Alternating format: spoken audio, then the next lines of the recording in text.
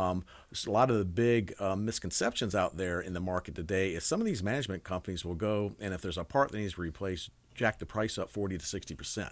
We don't do that. I don't think that's fair, but a lot of the companies out there are doing that. Also, there's a lot of brokers. If you're looking for a private jet experience and you just kind of Google it, you might be getting a broker and not an operator. And what the broker will do is put 10 to 20% on top of the operator's fee. So if a broker calls me and says, "Hey, I need one of your planes to go from here to Miami. What will it cost?" And I say $10,000 round trip. Well, they're going to put 10 to 20% on top of that. So Yeah. the consumer is going to be paying a couple $1,000s more than they need to be paying.